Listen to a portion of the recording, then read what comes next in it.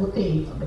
Internet আমার right, আমি তো এই জায়গা থেকে আমি কাউকে সরতে দেব না।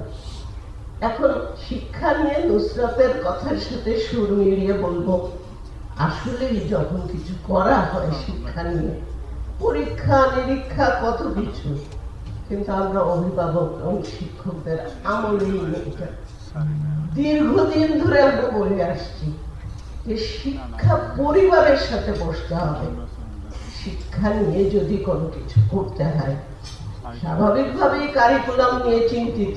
দীর্ঘদিন পরে একটা কারিকুলাম সংস্কার হয়েছে, ভালো কি মন্দ বিবেচনা করে তারপরে আসতে হবে। যেমন শুনতে পাচ্ছি যে পরীক্ষা যেগুলো ছিল, চাপিয়ে দেয়া পরীক্ষা, এই যে প্রাথমিক সমাপনী, অষ্টম শ্রেণী সমাপনী, এগুলো নাকি আবার ফিরিয়ে আনার চেষ্টা করা হচ্ছে। ভয়ানক।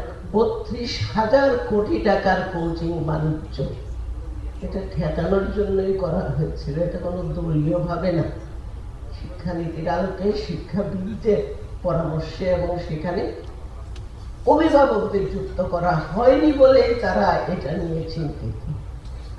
আমি বিশেষ করে এই পরামর্শটা দেব যে যে কোনো আলোচনায় শিক্ষা পরিবার বলতে তো খালি শিক্ষা প্রশাসন না, খালি তাদের শিক্ষক না, সর্বদলীয় সব জায়গা থেকে শিক্ষক প্রতিনিধি, অভিভাবকদের নিয়ে, কারণ অভিভাবকদের তো কেউ বলতে গেলে বুঝে না যেটা বলে, তাদেরকে নিয়েই আমাদের এই শিক্ষা সংস্কার যদি করতে হয়। পাঠ্যপুস্তক এত দলীয় চিন্তা ভাবনা ঢোকানো হয়েছে সেখানে, সেগুলো সংস্কার করতে হবে, শুধু ভুল ত্রুটি না। এই জায়গাটাতে আমাদের আসতে হবে। আর শেষে যে অনুরোধটা করবো আমি আমাদের ছাত্র জনতারকেই বলবো, আমাদের বলতে হবে শিক্ষা স্বাস্থ্যে রাষ্ট্রীয় বিনিয়োগ কতটুকু। দক্ষিণ এশিয়ার মধ্যে আমরা ন্যূনতম। তো আমার শিক্ষার্থী প্রতি বিনিয়োগ যদি মাসে $300 না হয়, যেখানে $3,000 খরচ করছে ভারত, শ্রীলঙ্কা, কেন আমরা আমাদের, এবং এরা মূলধারার শিক্ষার্থী। আমি গর্বিত এই কারণে যে এখানে আমাদের যে শিক্ষার্থীরা রাস্তায় নেমেছিল, গণ অভ্যুত্থান ঘটিয়েছে, তারা কিন্তু এই দেশেরই সন্তান, বিদেশে পাশ করা না।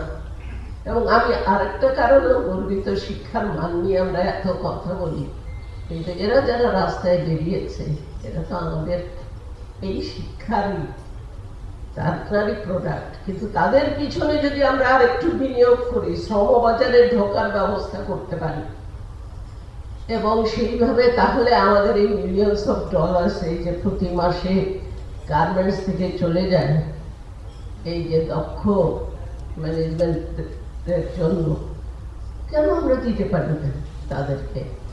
এই জায়গাটাতে আমাদের চিন্তা করতে হবে। শিক্ষার অধিকার প্রতিষ্ঠা করা, রাষ্ট্রীয় বিনিয়োগ বাড়ানো এবং দক্ষতার জন্য, এই যে বললেন যে হাজার হাজার কোটি টাকা খরচ হয়েছে, কোথায় গেছে সেগুলো, কাদের জন্য? আমার গত নভেম্বরে আমি তো মাঠে ঘুরে বেড়াই, পঞ্চগড়ে তেঁতুলিয়ায় ষষ্ঠ শ্রেণীর শিক্ষার্থী যখন বলেছে আমার সব রোবোটিক্স পড়তেছে, অবাক হয়ে তাকিয়ে বলেছিলাম কি করে পড়বে, জানি না, আমাদের তো এইসব সুযোগ সুবিধা নাই। এই যে শেখ রাসেল ডিজিটাল লেভেল পিছনে, এগুলো আমাদের তথ্যগত এই দুর্নীতিগুলো আমাদের বের করা দরকার।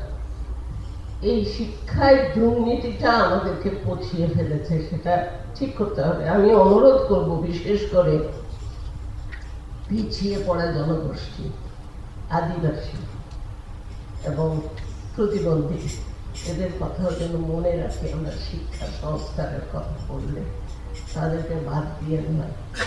এবং আমি মাননীয় প্রধান উপদেষ্টা গত বছর জাতিসংঘে যে ট্রান্সফর্মিং এডুকেশন সামিট হয়েছিল, সেটার উনি সদস্য ছিলেন, আমাদের ডক্টর ইউনূস ভাই।